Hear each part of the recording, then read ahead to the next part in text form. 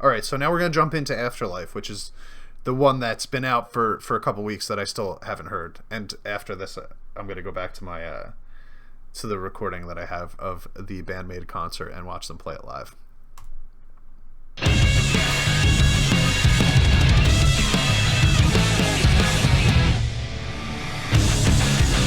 Man, their production is so good now too.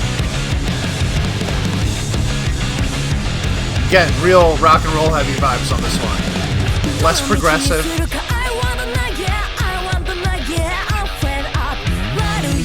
Bass drum. Here comes the bass in with the slide.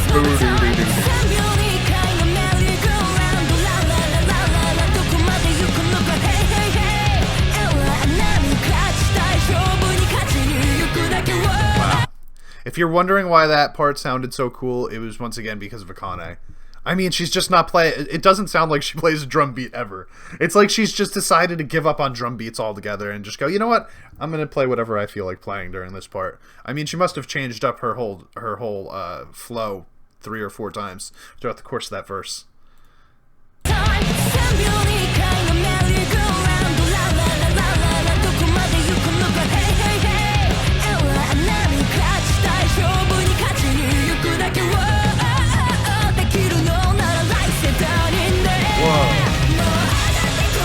I think I heard a synthesizer back there too.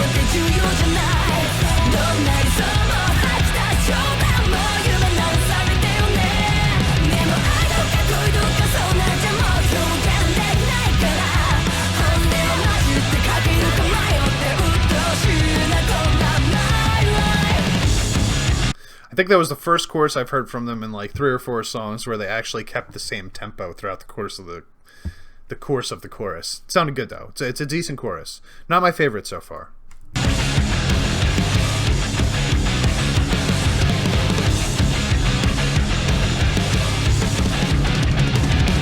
Okay, so before we get into the second verse here, I will say this. It sounds good. It's well played. And that verse, that first verse, was real nasty with what they were doing there. But the rest of it has been pretty basic. Not anything wrong with that. I mean, it's more like manners. When I say basic, that doesn't mean that I'm saying it's bad or simple or anything like that. Basic just to me means that they're not showing off their instrumental talents as much. And sometimes you do that just to add more catchiness. Sometimes you do that just to appeal to a different audience or make it more palatable to people that are maybe not into the progressive side. And I think that they really pull it off when they do stuff like this.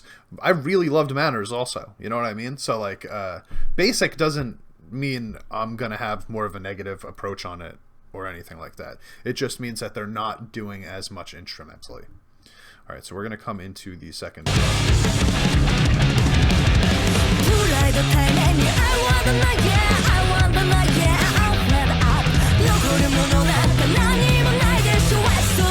Bass, all about the bass, all about the bass. So again, this verse was different than the first verse, and Akane kept up with the bass pedal, you know, or the toms that she was doing. I can't tell which one it is, but duh duh duh. Basic stuff from Akane for the most part, although she's throwing in those fills and stuff, which are easy to miss because she does it so often. But it sounds really good, but that was all about, you got to listen underneath. You got to listen to Misa just going ham in the background.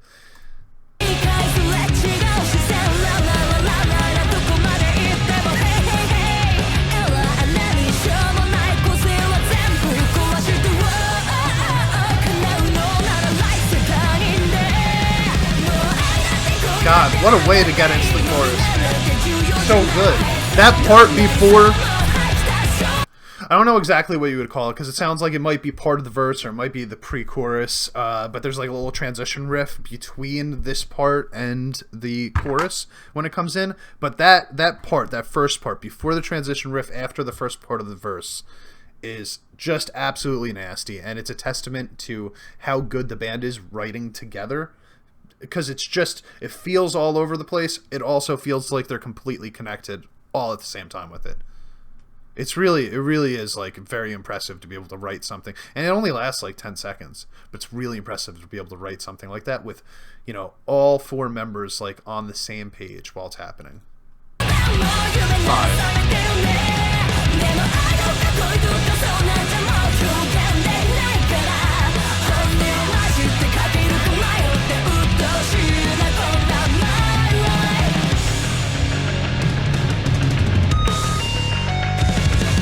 Alright, we're going to go into bridge time here. I will say this. At some point, I would like to hear BAND-MAID put the bridge somewhere other than after the second chorus. That is, as I said, my favorite place to put bridges also. But at some point, you got to switch it up. So I'm hoping maybe we hear a bridge at that as an outro, or maybe after the first chorus one time, something like that.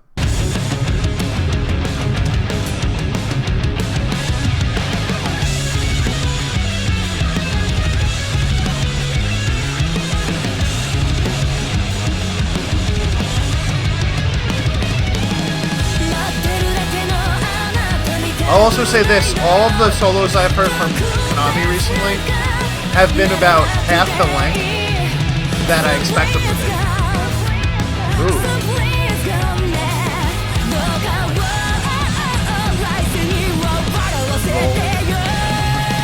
Man, dude.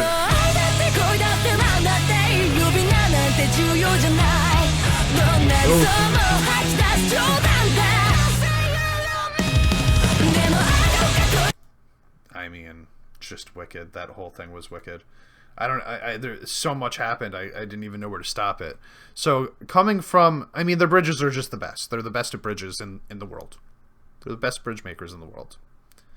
That includes you, whoever built the Brooklyn Bridge. This, as I said, the guitar solos seem to be about half the length that I kind of expect them to be, or maybe that's just my own will, you know, like I wish they were a little bit longer as a guitarist, but I'm not gonna lie, and they come in, they give you what you're looking for, they leave you waiting for more, and then they come in with another crazy cool part. So how can I even hate on it, right? I love when it breaks down here.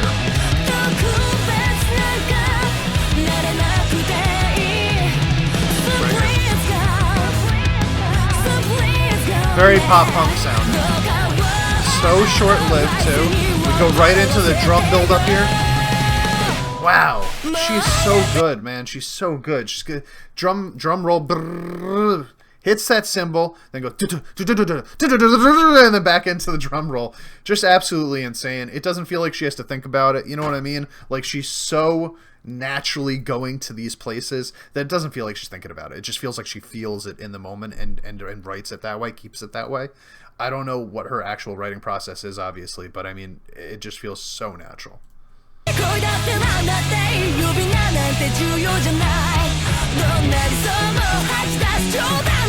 this whole bass part here too, like the guitar's doing it too. You got Miko yelling in the background again, just get me all fired up.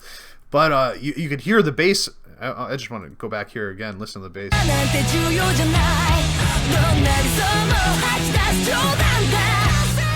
You'll notice that she's hitting extra notes there. So like the guitar is going up to da da da da, but the bass is doing more of a ba-doo ba-doo ba-doo ba-doo, and it's those little things, you know, those little spaces that would have been empty that she's filling in with the bass. It just tells you that they're trying harder than everyone else.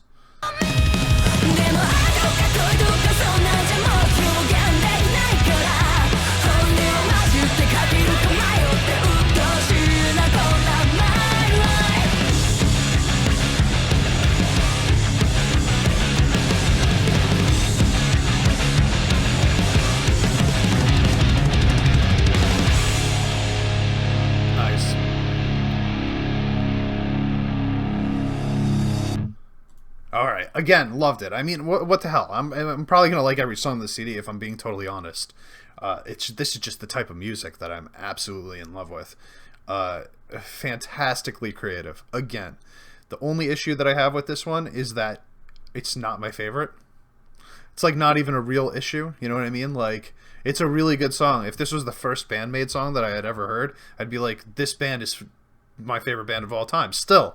You know what I mean? Just on one song I would have been like, that was freaking amazing. But because I just heard No God, No God blew me away. I wonder how many other of you BAND-MAID fans are going to be thinking the same thing. like which songs are going to be your favorites. I did see that a lot of people were talking about Black Hole being, I think, Miku's favorite. So that's interesting. That's at the very end. But I thought Afterlife was really good. And I thought it got better as the song went on. The second half was better than the first half. But the first half did start us really strong with that first verse. So, and the first verse came back, obviously, again, into the second verse. Whatever you would call that part. The part that I was talking about before. Maybe it was the beginning of the pre-chorus. But, yeah, the song steadily climbed as it went on.